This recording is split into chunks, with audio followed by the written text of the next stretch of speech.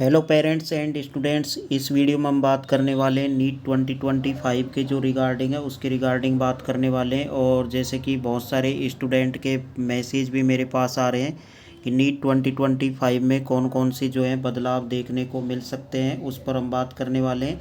और next year की जो कट ऑफ है वो क्या रह सकती है, कितना इम्पैक्ट पड़ेगा, जो भी नए रिफॉर्म्स आए हैं उसके बेसिस पर कितना इफेक्ट अब की साल आपको देखने को मिलेगा इस कट ऑफ में, तो उसके बारे में बात करने वाले। लास्ट में आपको एक कट ऑफ मार्क्स आपको दे दिया जाएगा कि इतना आपको बिल्कुल कंपलसरी मार्क्स रहेगा सीट लेने के लिए, उसके बारे में बात करेंगे। तो देखिए, फर्स्ट जो रिफॉर्म्स कमेटी की तरफ से दिया गया था सीबीटी कंप्यूटर बेस्ड टेस्ट पर, इसमें आपको सीधे सीधे जो है कुछ भी बोलें, कोई भी कुछ भी बोल रहा हो, बट जो हाइब्रिड मॉडल है उसको फॉलो करने की बात यहाँ पर चल रही है कि जो पेपर है वो सेंटर तक आपका ऑनलाइन माध्यम से पहुंचेगा और जो आंसर की स्टूडेंट से फिल करवाई जाएगी वो ऑफलाइन आंसर की ही फिल करवाई जाएगी और पेपर भी आपको डिस्ट्रीब्यूट सेंटर पर किया जाएगा। बट सेंटर तक जो पेपर पहुंचेगा वो ऑनलाइन मोड में पहुंचेगा, ना कि किसी भी अदर माध्यम से पेपर पहुंचेगा, क्योंकि इसमें 26 लाख स्टूडेंट एक्सपेक्टेशन के आधार पर इस साल अपीयर होने वाले हैं और जो कि पॉसिबल नहीं है इतनी जल्दी की सीबीटी मोड में इस एग्ज़ाम को कंडक्ट कराया जा सके नीट 2025 में। तो ये रिफॉर्म्स यदि मान्य होता है तो सिर्फ हाइब्रिड मॉडल पर ही इसको पास किया जा सकता है, अदरवाइज इसके होने के चांसेस कम है। अब जो सेकंड नंबर का जो रिफॉर्म्स आ जाता है यहाँ पर कि कंप्यूटर को मेंस और एडवांस लेवल पर कराया जाए, जैसे कि जेई में होता है, मैं यहाँ पर नीट की बात कर रहा हूँ, उसके बेसिस पर कराया जाए। तो ये अभी इतना पॉसिबल नज़र नहीं आ रहा है, क्योंकि इसमें जैसे कि आपको पता है टाइम की रिक्वायरमेंट होती है और जेई में जो पैटर्न अपन देख रहे हैं कि फरवरी से ही आपके जनवरी फरवरी से ही एग्ज़ाम स्टार्ट हो जाते हैं, तो उस बेसिस पर ये कराना अब की बार तो बिल्कुल पॉसिबल नहीं है नीट 2025 में। ये रिफॉर्म्स भी यहाँ पर आकर फेल हो जाता है। उसके बाद में जो थर्ड रिफॉर्म्स की बात कर लेते हैं, तो जो एनटीए के स्टाफ है उस पर ये बात चल रही है, एनटीए के स्टाफ पर कि जो यहाँ पर प्राइवेट कैंडिडेट्स को ज़्यादातर या प्राइवेट सेंटर बनाए जाते हैं उनको कम किया जाए और एक सही और रेपुटेड जो ऑर्गेनाइजेशन है उसको काम दिया जाए, एग्ज़ाम को सेंटर बनाए जाएं। और जो कर्मचारी हैं, मतलब जो भी एनटीए के सर्वेंट्स हैं, उनकी गवर्नमेंट की तरफ से ज़्यादा कैंडिडेट होने चाहिए, ताकि जो भी पेपर में लापरवाही होते हैं, लीक के रिगार्डिंग कुछ भी ऐसा होता है तो उसको कम किया जा सकता है। तो ये रिफॉर्म बिल्कुल मान्य होगा अब की बार और इसको कंडक्ट करवाया जाएगा। रिफॉर्म्स नहीं है, एक सजेशंस इसको आप बोल सकते हो। उसके बाद में जो फोर्थ नंबर का यहाँ पर आपका रिफॉर्म्स है, नंबर ऑफ अटैम्प्ट, जो भी स्टूडेंट हैं उनके माइंड में ये सबसे ज़्यादा चल रहा है कि नंबर ऑफ अटैम्प्ट्स पर क्या रिव्यू अब की बार रहने वाला है। तो ये सबसे ज़्यादा मेजरली स्टूडेंट्स की प्रॉब्लम है। तो मैं आपको थोड़ा सा एक अनुमान दे देता हूँ कि अब की बार जो नंबर अटैम्प्ट्स हैं ये बिल्कुल भी काउंट नहीं होंगे, है ना। अब की बार से इसको लागू नहीं किया जा सकता और लागू करने की यदि इसको कोशिश भी रहेगी तो आपको बता देता हूँ, इस पर जो प्रोसेसिंग रहेगी कि जो आपका इस साल एग्ज़ाम देंगे 2025 में वो आपका फर्स्ट अटैम्प्ट काउंट होगा। ये बिल्कुल आपके माइंड में सेव कर लेना, 2025 में जो भी आप एग्ज़ाम देंगे वो फर्स्ट अटैम्प्ट काउंट होगा।